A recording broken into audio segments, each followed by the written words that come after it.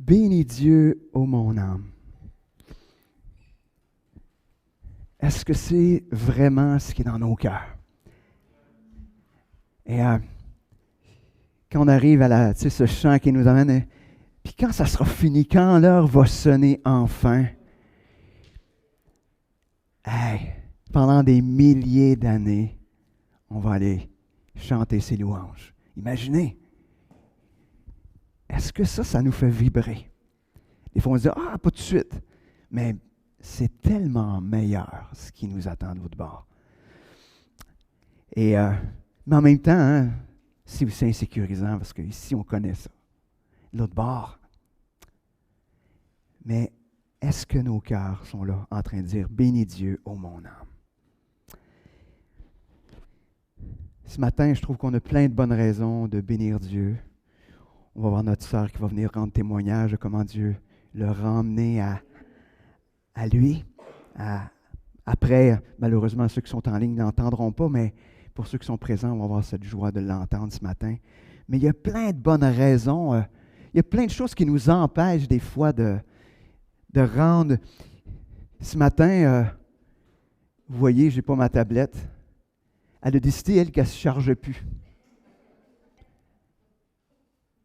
Mais il faut voir aussi des fois qu'il y a des attaques de l'ennemi dans nos vies, qui nous empêchent de dire, je peux dire, so what, le papier, ça marchait avant, ça va marcher encore aujourd'hui. C'est la même chose. Mais il y a tellement de choses qui se produisent des fois, et souvent, samedi soir, dimanche matin, tout arrive là. On dirait pour nous empêcher d'être là et de dire, bénis Dieu, ô mon âme, qui nous enlève cette joie, ce désir de bénir Dieu. Mais c'est parce qu'on a notre regard sur autre chose que sur Dieu, souvent dans ce temps-là. Mais donc, ce matin, on va bénir Dieu de toutes sortes de manières. On l'a fait par les chants.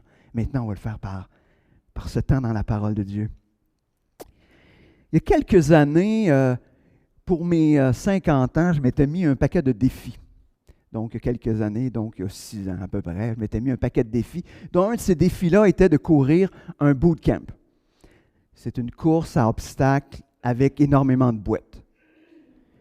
Ce qui m'attirait dans cette course, c'est énormément de boîtes. Moi, j'aime ça, la boîte, parce que j'ai l'impression que je viens de retomber à 12 ans, puis que j'étais avec mon bicycle, puis que je fais toutes les flaques d'eau quand je me promène. Mais même à 50 ans, c'est toujours le fun. Mais ce qui était quand même intéressant là-dedans, c'est que je serais allé probablement de toute manière toute seule, mais j'ai un de mes neveux, mon neveu le plus athlétique, qui a dit, je vais aller le faire avec toi, mon oncle. Donc, le mononcle de 50 ans, avec le petit jeune de début vingtaine, qui lui est capable de faire le parcours 4 fois sans s'arrêter, faisant tous les obstacles, et il n'est pas essoufflé. Ça vous donne une petite idée, c'est le genre de neveu. Mais moi, je suis genre mononcle de 50 ans, qui a besoin de faire le parcours à son rythme, qui ne sait pas d'avance si les 25 obstacles plus, il va les faire ou pas.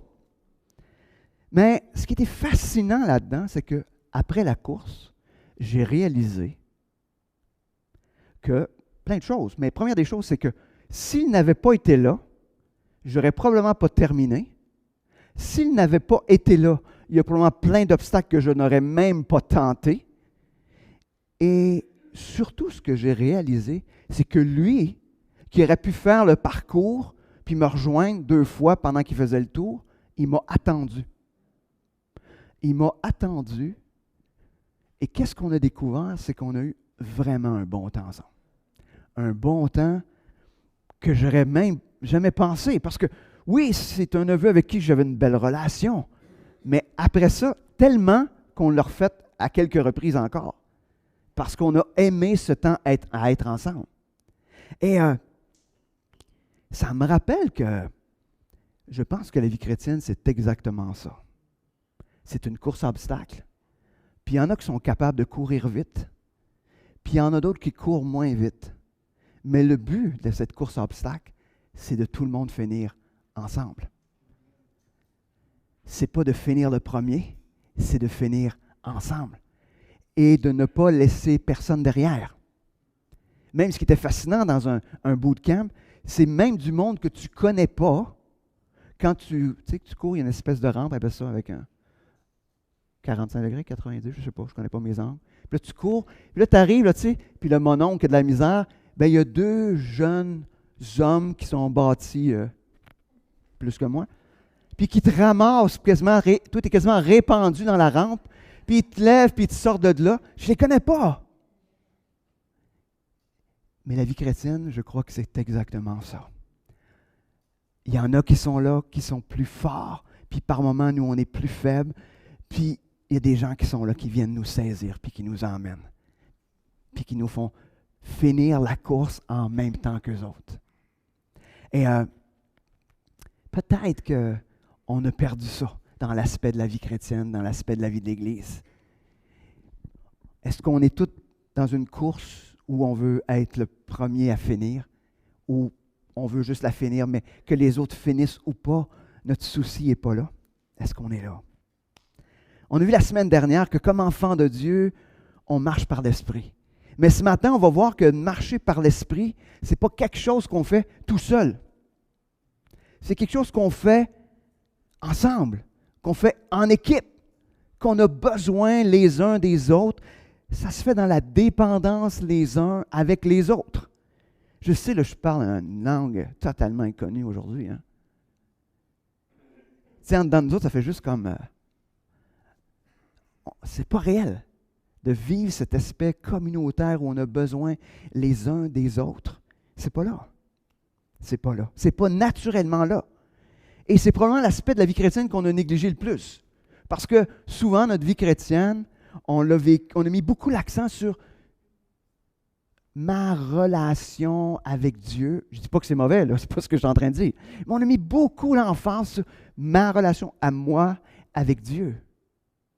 Qui fait que tout le reste autour, c'est sans importance. Mais je ne sais pas si vous êtes au courant, mais quand on lit le Nouveau Testament, il n'y a pas beaucoup de juste individuel. Oh, on peut dire oui, les psaumes, David qui est en relation avec son Dieu. Mais l'ensemble, et même si on dirait ça, de toute façon, il était fait pour être chanté en public. Fait que, même si c'était individuel, c'est comme quand on chante un dimanche matin, oui, ça peut être un appel individuel, mais on est ensemble dans ce même désir.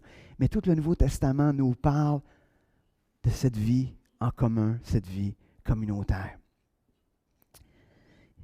Ce matin, je vais vous ouvrir mon cœur d'une certaine manière parce que je ne sais pas pourquoi on n'est pas enclin à marcher. Naturellement, on va marcher tout seul. Oui, on peut dire que c'est la société. Oui, mais comme enfant de Dieu, là, la société, en principe, on devrait être coupé de cette... on est sorti du monde, donc on ne devrait plus être sous cette influence-là. Donc, qu'est-ce qui fait que intérieurement, on n'est pas enclin à marcher ensemble? Même si on sait tout le monde, parce que le texte qu'on va regarder ensemble ce matin, vous le connaissez. Il s'agit que vous étiez une couple d'années dans une église, puis vous êtes au courant du texte qu'on va regarder ensemble. Mais malgré qu'on sait que c'est le plan de Dieu, on ne va pas vers ça. On se dit, la vie chrétienne, moi avec Dieu, c'est suffisant. C'est suffisant.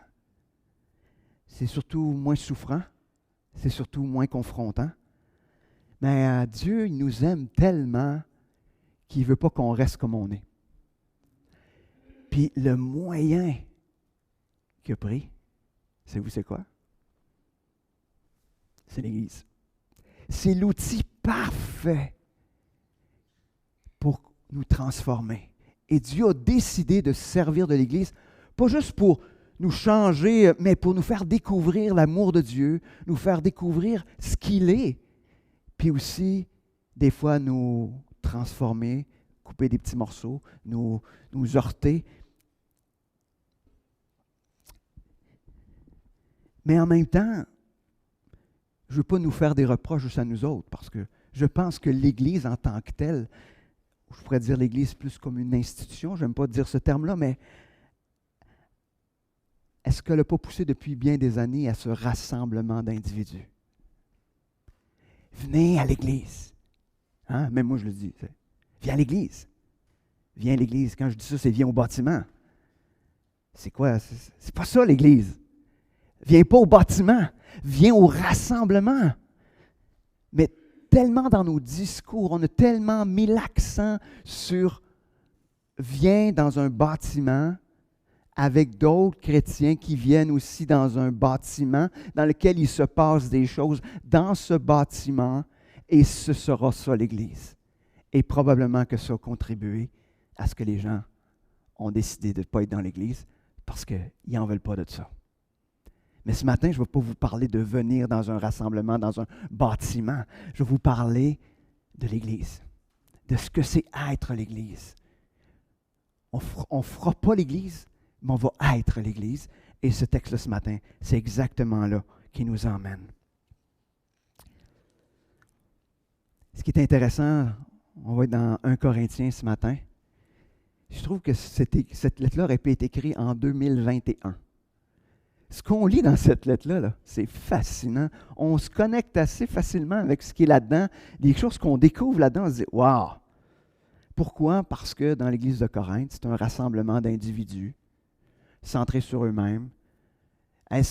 On reproche à cette Église-là d'être une Église où il y avait des divisions. Hein? Ah, moi je suis de Paul, moi je suis d'Apollos, moi je suis d'un...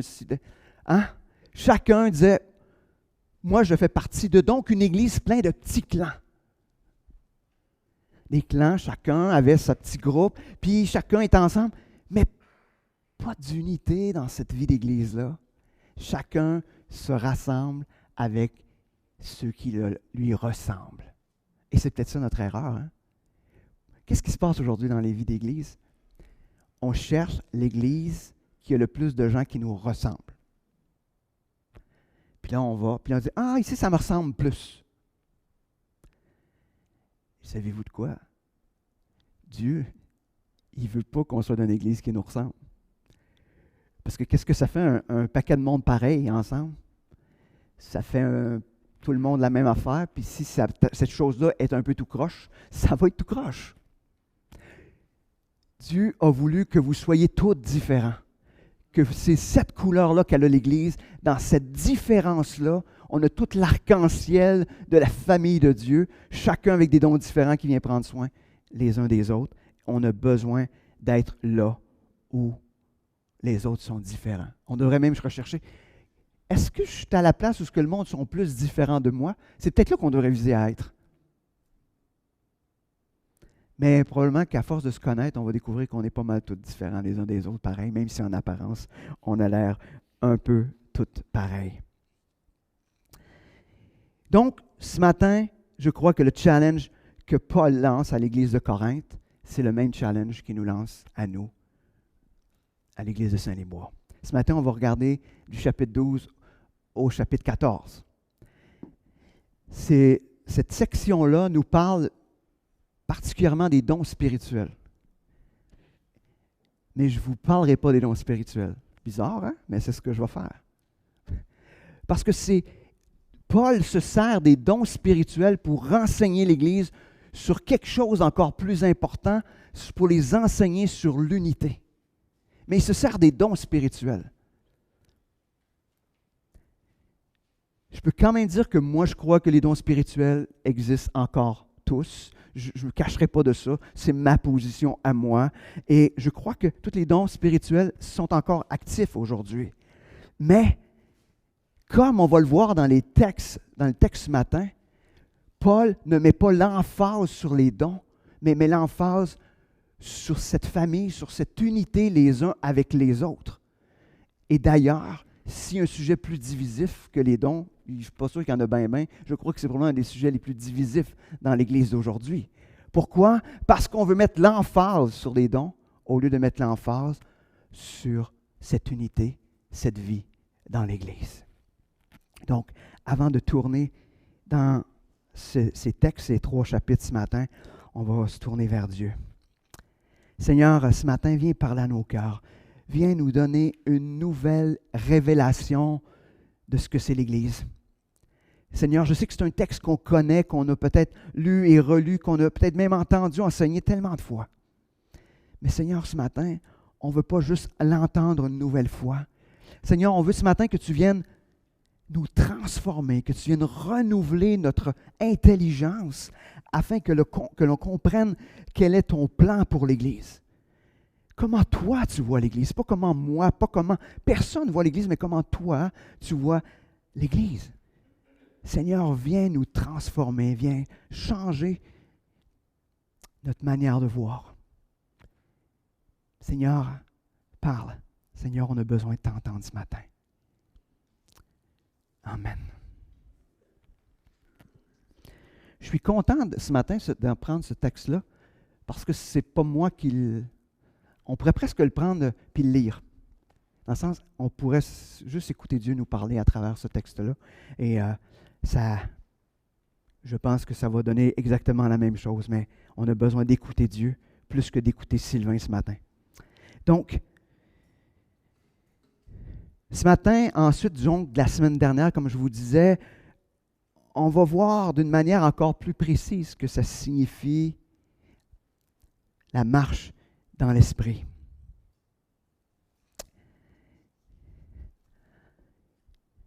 On va commencer dans 1 Corinthiens, chapitre 12, versets 7 et 8. Après ça, on va voir le verset 11. Je vais être en version Sommeur ce matin. C'est pour ceux, si vous dites, oh, on a une petite variante, mais ce matin, je vais être en version Sommeur. Je trouvais que le texte nous emmenait exactement là. Donc, à partir du verset 7. En chacun, l'Esprit se manifeste d'une manière particulière en vue du bien commun. L'Esprit donne à l'un, et là, il y a toute une énumération des dons par la suite. Après ça, on va aller au verset 11. Mais tout cela est l'œuvre d'un seul et même Esprit qui distribue son activité à chacun de manière particulière comme il veut. Donc, tout d'abord, l'Esprit qui se manifeste, parce que nous marchons par l'Esprit comme enfants de Dieu, l'Esprit qui se manifeste dans nos vies, il se manifeste d'une manière unique pour chacun d'entre nous. C'est ce que le texte nous dit. Puis cette manifestation de l'Esprit à travers les dons qui sont donnés a pour but le bien commun. Déjà, ça commence intéressant, hein? Chacun a reçu de manière particulière et ce qu'on a reçu, c'est pour le bien commun. Ça veut dire, c'est pas pour nous autres, premièrement. C'est aussi pour nous.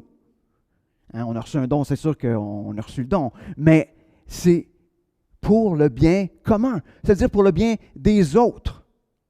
Alors, si c'est pour le bien des autres, ça se manifeste seulement dans la présence des autres. On peut s'entendre là-dessus. Ça nous dit aussi que c'est l'Esprit qui donne, donc on n'a rien à voir avec la manifestation reçue. Et en plus, l'Esprit distribue comme il veut. Ça veut dire que nous n'avons rien à voir. On ne peut pas juste dire « Ah, moi j'ai ». Puis de toute façon, si c'est l'Esprit qui donne, ça veut aussi dire que peu importe ce que tu as, tu n'as absolument rien pour te vanter. Il y en a qui vont avoir des dons et des manifestations peut-être plus visibles. C'est sûr, si moi je suis en avant et je prêche, c'est sûr que je suis plus visible que d'autres qui ont d'autres dons. Mais moi, j'ai rien de plus dans la hiérarchie. Je suis égal aux autres. Parce que Dieu, ce qu'il me donne, comme il donne à toutes les autres, il donne pour l'intérêt de tous, pour le bien de tous. Donc, j'ai reçu ça, mais c'est à moi de le rendre utile pour tous. On va continuer. Paul utilise une image puissante pour décrire l'Église. Il la présente comme un corps, chaque croyant étant un organe. Est-ce que vous avez déjà vu ça? Un corps, mais tous les organes séparés. Ben, où on peut, là, ça dépend en autopsie ou je ne sais pas trop, peut-être. Mais ça a pour effet que tous les organes séparés, le corps, il est mort. Donc, mais cette image est donc puissante parce qu'elle nous parle de l'importance de ce corps et de ses organes, où chaque organe, comme on a vu, on a reçu des dons, donc qui joue un rôle qui est différent, mais qui joue, chacun prend sa place. Donc, 1 Corinthiens 12, on va regarder donc versets 12 et 13. Le corps humain forme un tout. Et pourtant, il y a beaucoup d'organes. Et tous ces organes, dans leur multiplicité, ne constituent qu'un seul corps. Il en va de même pour ceux qui sont unis au Christ. En effet, nous avons tous été baptisés par un seul et même esprit pour former un seul corps, que nous soyons juifs ou non-juifs, esclaves ou hommes libres. C'est de ce seul et même esprit que nous avons tous reçu à boire. Un corps, plusieurs organes. Je vais dire une affaire, vous allez dire pourquoi tu dis ça, mais plusieurs organes, mais un seul corps. Ça veut juste dire que un corps qui a plusieurs organes, mais aussi c'est les plusieurs organes qui forment le corps.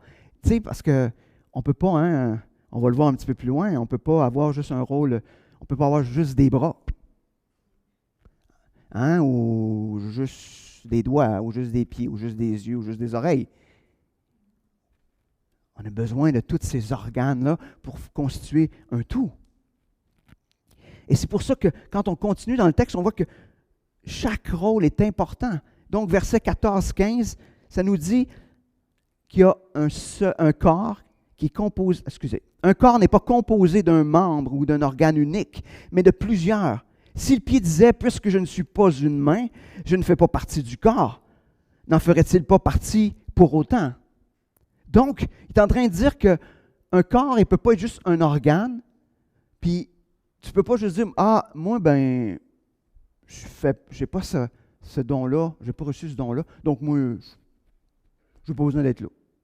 Je n'ai pas besoin d'être là. Qu'est-ce qui fait que, mettons, on ne veut pas se rassembler des fois avec des frères et sœurs?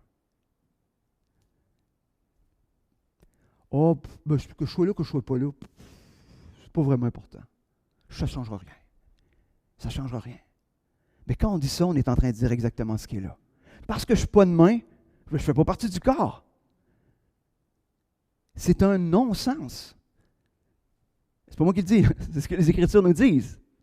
C'est un non-sens de penser que parce que je n'ai pas tel don, je ne suis pas important dans la vie de l'Église. En passant, nous ne sommes pas définis, notre identité ne dépend pas du don que nous avons reçu. Vous êtes un enfant de Dieu, vous êtes un disciple de Jésus, et vous avez reçu des dons, mais vous êtes tous des enfants, vous êtes tous des disciples. Puis le don que vous avez reçu, ça va juste donner la teinte ou la couleur à votre manière d'être en relation avec les autres. Tu sais, c'est un don de service. C'est pas juste parce que tu es utile pour faire des tâches de service dans l'Église.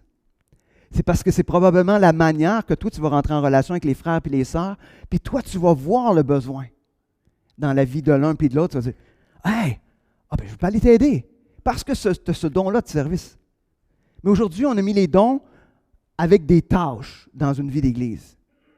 Et c'est la plus grande erreur, je crois.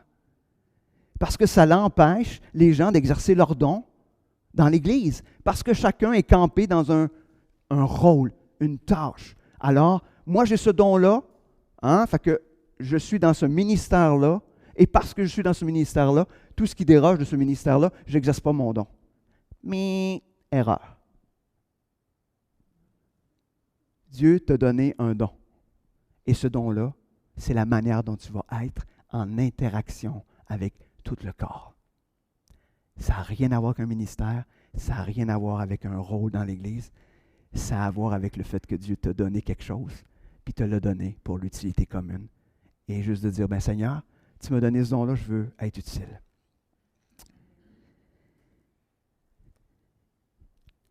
Puis si on continue, donc à versets 18 à 21, Dieu a disposé chaque organe dans le corps, chacun avec sa particularité, comme il a trouvé bon. Verset 19, car s'il n'y avait en tout et pour tout qu'un seul organe, serait-ce un corps. Là, on a toute cette image. Hein? Un ramassis de bras, ça ne fait pas un corps. En tout cas, il va pouvoir prendre de quoi, mais même là, il faut que tu sois rattaché à quelque chose. 20. En fait, les organes sont nombreux, mais ils forment ensemble un seul corps. C'est pourquoi l'œil ne saurait dire à la main, « Je n'ai pas besoin de toi », ni la tête aux pieds, « Je peux très bien me passer de vous ». Donc là, on a le pendant de l'autre bord. D'un côté, on peut dire, ah, moi, je n'ai pas ce don-là, donc je ne fais pas partie du corps. Mais tu ne peux pas, toi, parce que tu as reçu un don, dire à l'autre qui a reçu un autre don, je n'ai pas besoin de toi. Tu n'es pas utile. Parce que qu'est-ce que ça produit? C'est dire, moi, je veux une église de pareil à moi. Je veux une église de bras, je veux une église de yeux, je veux une église d'oreilles. Non! Il y a cette différence-là. On a besoin les uns des autres et personne n'est supérieur à l'un ou à l'autre, peu importe le don que vous avez reçu. Peu importe.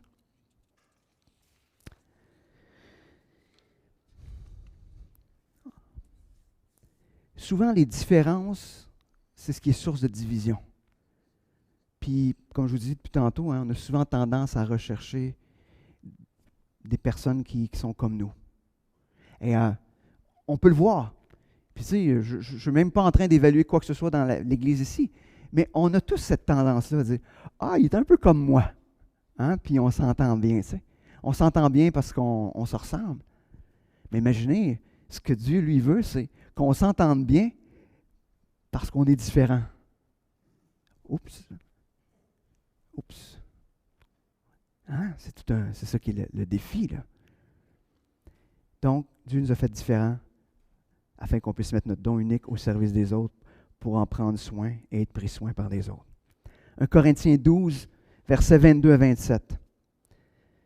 Au contraire, les parties du corps qui nous paraissent insignifiantes sont particulièrement nécessaires. Celles que nous estimons le moins sont celles dont nous prenons le plus grand soin. Et celles dont il n'est pas décent de parler, nous les traitons avec le plus grand des égards particuliers, dont les autres n'ont guère besoin. Dieu a disposé les différentes parties de notre corps de manière à ce qu'on honore davantage celles qui manquent naturellement d'honneur. Il voulait par là éviter toute division dans le corps et faire que chacun des membres ait le même souci des autres. Un membre souffre-t-il? Les autres souffrent avec lui. Un membre est-il à l'honneur? Tous les autres partagent sa joie. Or vous constituez ensemble un corps qui appartient au Christ et chacun de vous en particulier en est un membre. Imaginez.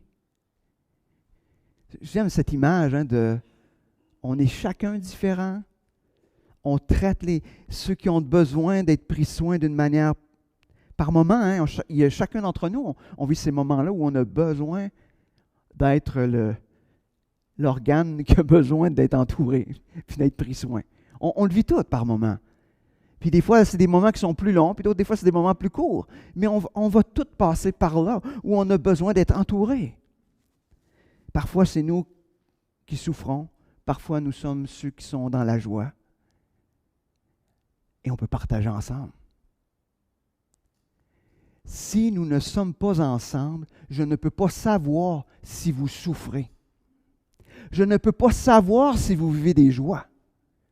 Là, je parle de moi, mais tout le monde comme ça.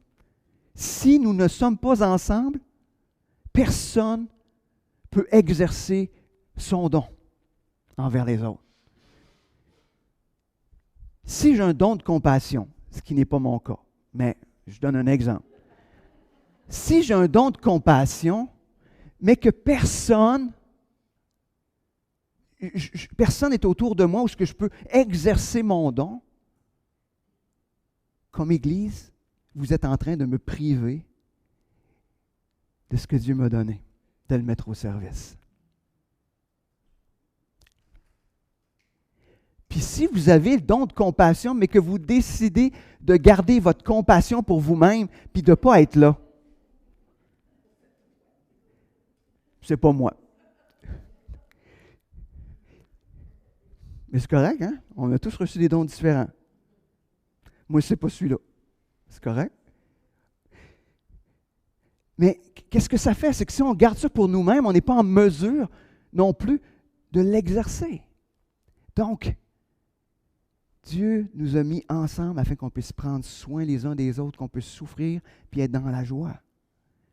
Mais je regarde juste ce qu'on vit des fois le mercredi dans les temps de prière. On a prié pour des situations, puis quelqu'un nous partage un exaucement. Bien, tout le monde est dans la joie. Pourtant, ça ne nous concerne probablement pas personnellement, mais ça met de la joie parce que Dieu est intervenu, puis on voit la joie dans le cœur ou dans la face de notre frère ou de notre sœur, puis on dit « Wow! Amen! » On est content, on se réjouit. Puis en même temps, quand les gens ils souffrent d'une certaine manière, autant dans le temps de prière, bien, on peut prier. Et même dans notre manière de prier, on va prier selon notre don. Il y en a qui vont prier avec une manière compatissante. Il y en a qui vont prier avec une manière plus qui va plus dire « Ah, comment je peux prendre soin? » Il y a différentes manières, mais on va prier à travers ce que Dieu nous a donné. C'est la manière de faire. On a besoin les uns des autres. Qu'est-ce que Dieu a besoin d'adresser aujourd'hui dans notre vie pour que notre vision de l'Église change? Qu'est-ce que Dieu a besoin d'adresser? Le verset 31 nous pointe vers les 2 chapitres suivants. Comment vivre l'Église comme un corps? 2 caractéristiques importantes. Verset 31, il nous dit « Aspirez aux dons les meilleurs. Pour cela, je vais vous indiquer l'approche par excellence. » Et on le sait, on arrive dans 1 Corinthiens 13, ça nous parle de l'amour. On connaît bien ce passage-là, on l'a entendu. Je ne passerai pas nécessairement beaucoup de temps sur le texte, mais je veux quand même qu'on s'arrête. Donc, chapitre 13, versets 1 à 3 pour commencer. En effet, supposons que je parle les langues des hommes et même celles des anges. Si je n'ai pas l'amour, je ne suis rien de plus qu'une trompette claironnante ou une cymbale bruyante. Supposons que j'ai le don de prophétie et que je comprenne tous les secrets et que je possède toute la connaissance. Supposons même que j'ai dans toute sa plénitude la foi qui peut transporter les montagnes. Si je n'ai pas l'amour, je ne suis rien. Si même je sacrifiais tous mes biens et jusqu'à ma vie pour aider les autres au point de pouvoir m'en vanter, si je n'ai pas l'amour, cela ne me sert de rien. Ce passage est dur, hein? Je ne sais pas si vous remarquez, mais il est en train de nous dire nous pourrions accomplir nos dons dans le maximum de ce que nos dons pourraient être, même au-delà, parce que c'est une... Paul n'est pas en train de dire qu'on va aller jusque-là, mais il est juste en train de donner une image extravagante. Là, dire, mettons là, que tu pourrais là, exercer ton don dans le top du top. Là. Les 3 commentaires qu'il nous donne, c'est « Je suis irritant pour Dieu si je n'ai pas l'amour. » Il dit « Je ne suis rien si je n'ai pas l'amour. » Puis il dit « Ça ne me donne rien si je n'ai pas l'amour. » Wow! Tout ça pour nous pointer, pour dire « Ton don, là, ça ne veut rien dire. Ton don, s'il n'est pas utilisé selon le plan de Dieu, ça ne sert que dalle, à rien. Tu perds ton temps. Tu vas peut-être aller te chercher une gloire, mais aux yeux de Dieu, tu es irritant. Imaginez, c'est ce qu'il est en train de dire. Tu es un irritant. Tu n'es rien. Wow! Quand on a tout en Christ, hein? Mais tu n'es rien. Ça ne donne rien si tu n'as pas l'amour. Wow! Mais on ne se cachera pas. Dans la description de l'amour, il y a juste Jésus qui l'accomplit parfaitement. Et parce que Jésus l'accomplit parfaitement, c'est ça la bonne nouvelle. Jésus qui nous donne sa vie nous permet de le vivre de plus en plus parfaitement. À cause de Christ, pas à cause de nous. Nous, on n'a pas cette capacité-là, mais à cause de Christ qui est mort à la croix pour nous, il nous donne cette capacité de le vivre de plus en plus. Et qu'est-ce que l'amour, hein? Versets 4 à 8. Vous le connaissez tous, hein? Mais l'amour est patient. Déjà là, hein? Ça part mal des fois, hein? L'amour est patient. Ben, je parle pour moi.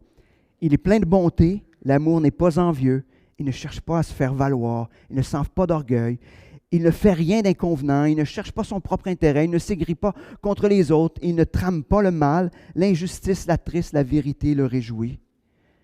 En toute occasion, il pardonne, il fait confiance, il espère, il persévère. L'amour n'aura pas de fin. Les prophéties cesseront, les langues inconnues prendront fin et la connaissance particulière cessera. Comment est-ce qu'on démontre notre amour pour les frères et sœurs dans l'Église? Comment on fait ça? Comment on le fait? C'est une bonne question, hein? La seule manière de le démontrer, il faut être ensemble. Puis pourquoi que Dieu il amène ça comme ça? C'est justement parce que Dieu qui vient transformer nos vies par Christ, Il vient transformer notre vie et il nous donne cet amour-là qui est impossible par nos propres forces. Mais cet amour-là, il ne nous la donne pas juste pour nous. Il l'emmène afin qu'on puisse aimer les autres. Parce que quand ça nous dit qu'on va être reconnu pour être ses disciples à l'amour qu'on a les uns pour les autres, ce n'est pas un amour banal. Ce n'est pas un amour comme on voit de tous les jours. Regardez, il y a plein de gens dans le monde qui ne connaissent pas Dieu puis qui aiment les autres. Mais un enfant de Dieu qui aime comme il devrait aimer, tous ces gens qui aiment d'une manière incroyable, sans Dieu, c'est banal. Imaginez, puis là, je ne suis pas en train de dénigrer rien, là, mais je suis juste en train de montrer que nous, on devrait aspirer à aimer autrement, encore plus. Et cette manière-là se manifeste simplement en étant les uns avec les autres.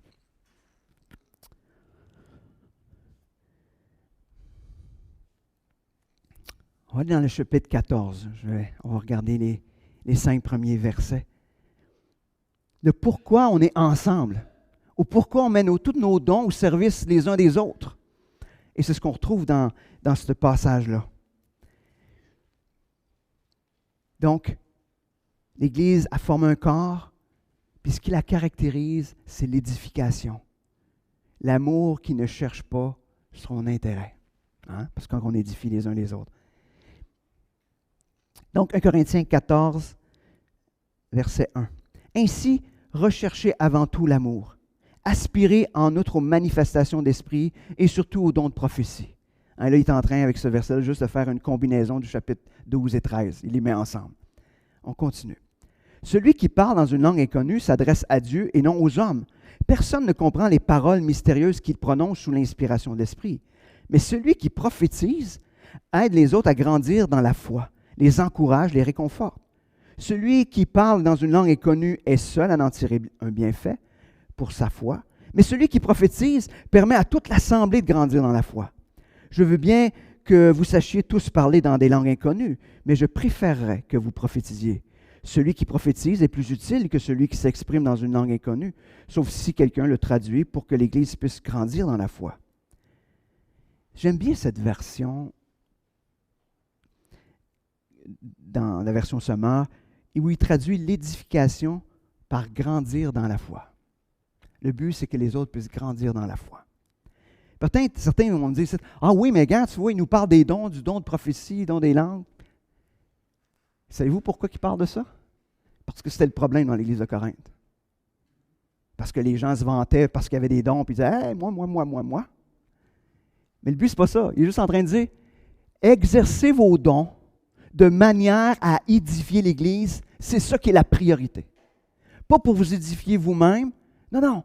Il faut que dans votre pensée, vous cherchiez l'intérêt de tous. Et l'intérêt de tous qui va édifier les autres.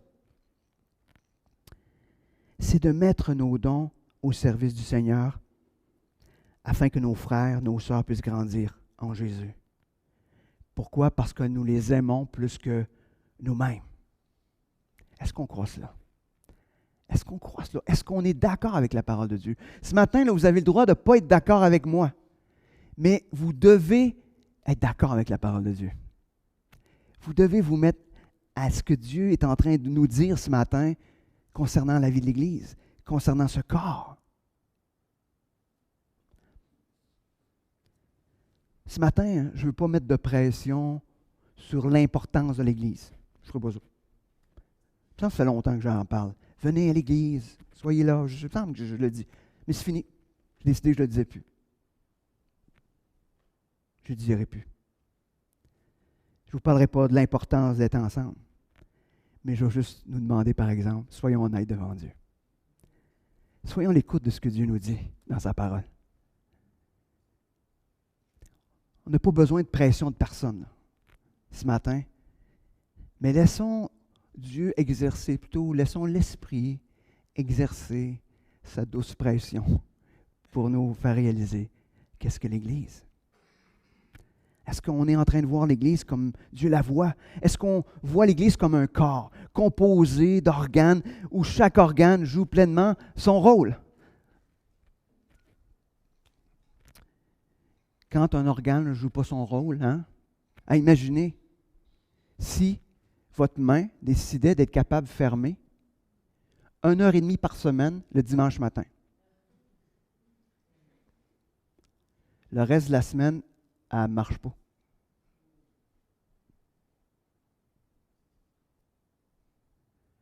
Vous pourriez entendre juste 1 heure et demie par semaine, parce que vos oreilles marchent juste 1 heure et demie par semaine. Vos yeux marchent juste 1 heure et demie par semaine. N'importe quel de vos organes marche 1 heure et demie par semaine. Ça vous tente-tu? Hein, on le sait, hein, quand on a des difficultés de santé puis qu'il y a des parties de nos organes qui ne font pas bien le job, hein, on le sait. On a besoin que chacun soit en train d'exercer ses dons. C'est aussi l'Église un rassemblement animé par l'amour. Un lieu, pas un bâtiment là, un lieu où on met nos dons au service de l'autre afin que l'autre puisse grandir dans sa foi. Imaginez si chacun d'entre nous, on se disait chaque jour,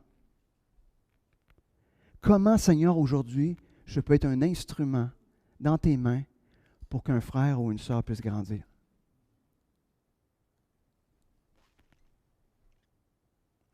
Être plus proche de toi. Est-ce que quand on se rencontre, là, entre nous, là, en dehors d'un rassemblement d'église, quand on se rencontre ensemble, là, tu sais qu'on va faire une activité ensemble, est-ce que quand on ressort de ce rassemblement, on a grandi dans notre foi? On peut avoir du fun aussi, c'est pas exclu, là. Hein, c'est comme, on a fait ça dans notre tête. Hein. C'est le fun ou on parle de Dieu? Vous pensez pas ça? Oui, il y en a qui pensent ça. Je le vois dans vos yeux. Tu sais. Mais moi, je pense que ça va ensemble. Le plaisir est inclus. Il y a du plaisir à être ensemble. Qu'est-ce qui m'empêche ce matin d'obéir à Dieu? C'est-tu ma rébellion? C'est-tu mon égoïsme? C'est-tu mes blessures? C'est-tu mon manque d'amour? Si ce matin, comme Église, on commençait à vivre l'Église telle que Dieu la voit, qu'est-ce qui serait différent? Qu'est-ce qui serait différent? Ça, je vous laisse sans réponse. Peut-être tantôt, dans notre temps de discussion, on aura le temps de le faire. Mais qu'est-ce qui serait différent? Si vous me dites, non, tout est beau, on va regarder 1 Corinthiens 12, 13, 14, encore une fois. Qu'est-ce qui serait différent? On va prier. Ah oui, Seigneur, ce matin, on a besoin que tu viennes transformer notre façon de voir, notre façon de comprendre. Seigneur, tu dis qu'on a été crucifiés avec toi et que toutes choses sont devenues nouvelles. Seigneur, on ne veut pas être animé, on ne veut pas, comme on l'a vu la semaine dernière, être moulé selon ce que le monde est. Seigneur, on veut être transformé. On veut, Seigneur, que notre intelligence soit une intelligence transformée, renouvelée. Seigneur, on veut vivre l'Église comme toi tu veux qu'on la vive. Seigneur, donne-nous de mettre nos dons au service les uns des autres. Seigneur, je sais que pour certains, ils se disent, je ne sais pas c'est quoi mon don. Mais Seigneur, une chose est certaine, c'est que tu nous as donné quelque chose. Et je ne sais même pas si j'ai besoin de savoir ce que tu m'as donné. Mais Seigneur, tu m'appelles à être une source d'édification pour les frères, les sœurs, à travers tout ce que tu m'as donné, à travers tout ce que j'ai reçu de ta part. Alors Seigneur, fais de l'Église de Saint-Liboire une Église selon ton cœur. Une Église où chacun veut mettre ses dons au service. Chacun comprend ce que c'est faire partie d'un corps. Où chacun aime les autres de mieux en mieux, de plus en plus, à cause de toi. Où chacun veut édifier les uns les autres. Seigneur, merci. Merci pour ta parole. Et Seigneur, ne laisse pas ce texte ce matin juste être un coup de vent qu'on aura vécu. Mais Seigneur, viens imprégner, viens transformer ce que l'on croit à partir de la vérité qui est ta parole. Merci Seigneur. Amen. Donc, je vais souhaiter à ceux qui nous regardent en ligne ce matin une bonne semaine et je vous invite à réfléchir de manière évidente et sérieuse à ce que c'est l'Église. On a besoin d'être l'Église, pas devenir à l'Église, mais d'être l'Église. Alors, soyons l'Église de plus en plus, de mieux en mieux. Fait que, bonne semaine.